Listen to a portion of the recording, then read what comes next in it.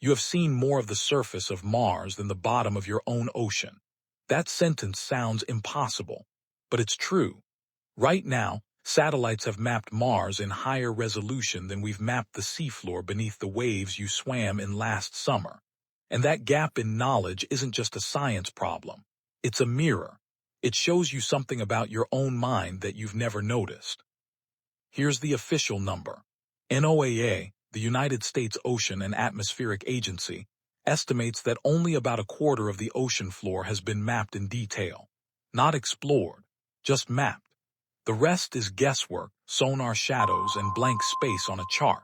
Somewhere down there could be mountain ranges taller than the Himalayas, trenches deeper than Everest is tall, creatures with body plans no human eye has ever seen. And you live your entire life 200 feet above all of it, never thinking twice. So ask yourself something. What if we actually did it? What if tomorrow every square inch of the ocean floor was mapped, photographed, and cataloged? Every trench, every ridge, every living thing in it. Would that feel like triumph? Or would something in you flinch at the idea? Because the answer to that question isn't really about the ocean. It's about you. Let's reframe the whole thing. You assume the ocean is just water, a big blue gap on the map, waiting to be filled in like a puzzle. But the ocean was never empty space to your ancestors. It was the edge of the known world, the oldest border humans ever drew. Long before there were oceans to chart, there was only the coastline, and beyond it, the unknown. Go back further than ships, further than the first raft. Your ancestors, hundreds of thousands of years ago, stood on shorelines in Africa and stared at water they could not cross. Anthropologist and marine biologist Rachel Carson spent her career studying exactly this relationship, the way the sea shapes human imagination before it ever shapes human technology. She wrote that the ocean was humanity's first true frontier of the unknown, older than deserts, older than mountains, because you could see it and still not reach it. That distinction matters more than it sounds. A mountain you could eventually climb. A desert you could eventually cross, but the ocean swallowed people who tried. It offered no footholds, no landmarks, nothing solid underfoot. Your brain evolved around solid ground. It learned to track threats using sightlines, shadows, and terrain. The ocean broke every one of those rules. It was the first environment humans encountered that resisted the entire toolkit evolution had built for you. That's why the fear runs so deep. Psychologists have a name for the specific unease people feel around large bodies of open water, especially water where the bottom can't be seen. It's called thalassophobia, fear of the deep.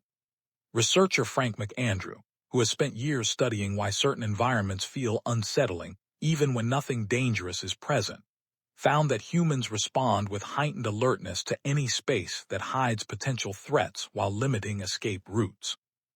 Open water does both at once.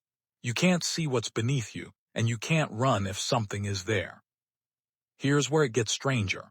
That fear didn't disappear when you stopped needing it. You're not being hunted by anything in the water today, statistically speaking. You are safer in the ocean than crossing a street. But the feeling remains. Dangle your legs off a boat into water you can't see through, and your pulse still rises. That reaction is a message from your ancestors, forwarded to you unopened, warning about a threat that mapped detail could actually resolve. And that's the twist. Mapping the ocean wouldn't just be a scientific milestone. It would be an act of psychological closure 300,000 years in the making. Every unexplored trench is a tiny, unresolved threat sitting in the back of your mind, whether you've ever thought about it or not. Full discovery wouldn't just fill in a map. It would, for the first time in the history of your species, remove the unknown from an entire domain of Earth. But would you actually want that? Consider what full ocean mapping has already done on a smaller scale. In 2012, filmmaker and explorer James Cameron piloted a submersible solo to the bottom of the Mariana Trench, the deepest known point on Earth. Before that dive, people speculated about monstrous creatures crushing darkness and alien world. What Cameron found was strange, yes, but also strangely calm. Soft sediment, small translucent creatures, silence. The mystery didn't disappear. It just changed shape. The trench was still incomprehensible. It was simply incomprehensible in a new, quieter way. That's the counterintuitive part nobody expects. Discovery doesn't erase mystery. It relocates it.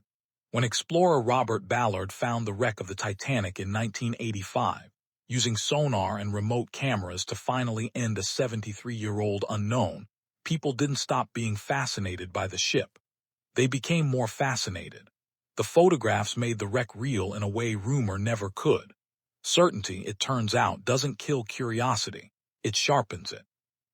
So picture full ocean discovery again, but this time with that lesson in mind. Every hydrothermal vent catalog, every species name, every trench walked by robotic legs and beamed back in high definition. You might expect that to feel like an ending, the final chapter of exploration on Earth. But based on everything psychology and history tell you about how humans respond to solved mysteries, it would almost certainly feel like the opposite, a beginning. Because once you know exactly what's down there, you can finally ask better questions about why it's down there, how it got there, and what it means for everything living up here. There's a deeper thread running under all of this, one that connects directly back to you. Some evolutionary biologists, including proponents of the long-debated aquatic ape hypothesis, first popularized by researcher Elaine Morgan, have argued that early human ancestors may have spent critical stretches of their evolution near coastal and wadding environments, shaping traits like subcutaneous fat and controlled breathing. The hypothesis remains contested among scientists. But the debate itself reveals something true regardless of which side is right. Humans have never fully decided whether the ocean is home or exile, whether it's where you came from, or simply the edge of where you're allowed to go. That tension is still alive in you today. Think about how differently you feel standing at the shoreline compared to standing at the edge of a forest. The forest feels like it's inviting you in. The ocean feels like it's daring you. That's not random. That's hundreds of thousands of years of unresolved relationship, compressed into a single moment of hesitation before you wade in past your knees. Now bring it back to your everyday life, because this isn't really about trenches and submarines. It's about every unknown you avoid mapping in your own world, the conversation you haven't had, the result you haven't checked, the habit you haven't examined too closely. Your brain treats unexplored territory the same way whether it's 90% of the ocean floor or one uncomfortable truth about your own life. It marks it as dangerous by default, not because it's confirmed to be dangerous, but simply because it's unmapped. And the ocean proves the fix.